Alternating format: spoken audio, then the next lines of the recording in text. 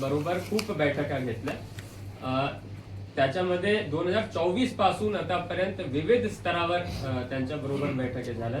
त्याच्यामध्ये सहाय्यक आयुक्तांबरोबर बैठक झाल्यात, उपायुक्त आणि अतिरिक्त आयुक्त जे आमच्या बरोबर आता बसलेले आहेत त्यांच्या बरोबरही बैठका झाल्या. विशेष करून माझ्या बरोबरही त्यांची दोनदा इथे बैठक झालेली आहे आणि लास्ट बैठक माझ्या बरोबर त्यांची 14 मे 2026 ला झाली, म्हणजे 14 मे 2026. त्या बैठकीमध्ये पण खूप काही गोष्टीची आम्ही चर्चा केली. त्याच्यामध्येही प्रशासनामार्फत आपण बुद्धभूमी फाउंडेशनला आणि सर्व तिथे जे लोक होते, इतरही नागरिक होते, त्यांनाही आपण विनंती केली की किमान जे 24 मीटरच्या ROW आहे जिथे उन्नत महामार्ग जाणारा, त्या ठिकाणी जे 3 ते 4 प्रकारचे अडथळे आहेत ते आपण स्वतःहून स्थलांतरित करावं, जेणेकरून तिथे पियर फाउंडेशनचे काम एजन्सीला करता येईल आणि त्यानंतर हे उन्नत महामार्ग नागरिकांसाठी आपल्याला ओपन करता येईल. त्याकरिता त्याच्यामध्ये त्यांनी इतरही काही मुद्दे आपल्या समोर मांडले.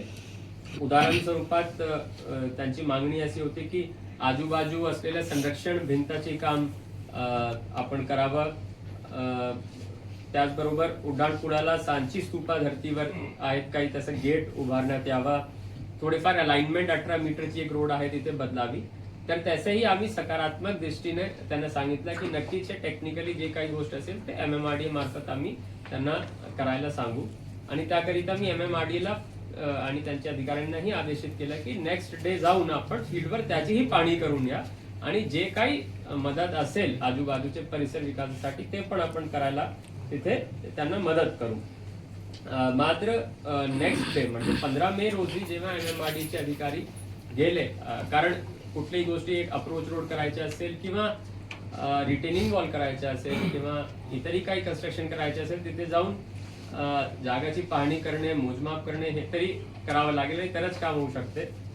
मात्र त्यावेळी आपलं पथक गेलं असता बौद्धभूमी फाउंडेशनचे प्रतिनिधींनी त्यांना तिथे जाऊ दिला नाही, तिथे सर्वेक्षण किंवा मोजमापही करू दिला नाही आणि त्यांचीच मागणीप्रमाणे जे आम्ही आजूबाजूचे काम करायला तयार होतो तेही त्यांनी करायला नकार दिला आणि त्याच्यामध्ये काही फारशी प्रगती होऊ शकली नाही.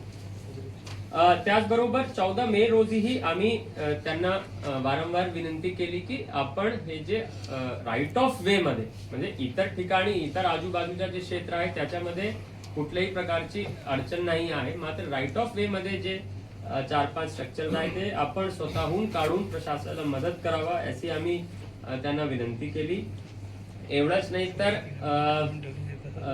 25 मे रोजी आपण त्यांना लेखी पत्र देऊनही कळवलं की आपण हे ROW मार्फत एका विशिष्ट तारखेपर्यंत हे रिमूव्ह करून सहकार्य करावं, जेणेकरून याचं काम चालू करता येईल. कारण मॉन्सून पण आपल्याकडे येतं आणि मॉन्सून आल्यानंतर मग पुढची कन्स्ट्रक्शन करायलाही अडचण येतो आणि शेवटी हे आपले कल्याणसाठी खूप महत्वाचं प्रोजेक्ट आहे आणि हे झालं तर नागरिकांना खूप चांगला याच्यामध्ये फायदा होणार आहे. मग हे करत असताना जेव्हा नोटीस बजावणीसाठी आमचे लोक गेले तर ते नोटीसही घ्यायलाच त्यांनी नकार दिला आणि पंचनामा करून आम्ही ते तिथे हे केला.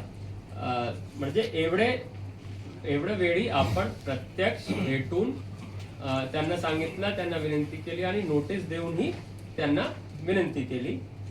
त्यानंतर मात्र दिनांक 30 मे रोजी महापालिका मार्फत ROW मध्ये जे 4 आवश्यक मूर्ती होती ते पूर्णपणे आवश्यक धार्मिक विधी करून सन्मानपूर्वक आपण त्यांना स्थलांतरित केले आणि ही जी जागा आहे ते आपण MMRDA ला काम करण्याकरिता उपलब्ध करून दिली.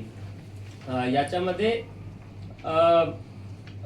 जे काही माध्यममध्ये इतर माध्यममध्ये अशी एक माहिती फिरत आहेत की कुठलीही कल्पना न देता एकदम अचानक पद्धतीने वेगळ्या पद्धतीने कारवाई करण्यात आली, तर ऐसा अजिबात झालेलं नाहीये. जसं मी माझे अगोदरच्या वक्तव्यामध्ये सांगितलं की 2024 पासून जवळजवळ 10 बैठका विविध स्तरावर झाल्या, माझ्या बरोबर 2दा बैठका झाल्यात, लेखी आपण त्यांना कळवलेला आहे. इनफॅक्ट 30 मे रोजी फोनवरूनही माझं बोलणं झालं आणि आम्ही त्यांना एवढंही सांगितलं की इतर काही गोष्टी असेल, उदाहरण स्वरूपात काही गोष्टीमध्ये त्यांना झाड लावायचे असतील किंवा काही इतर परिसर विकास करायचा असेल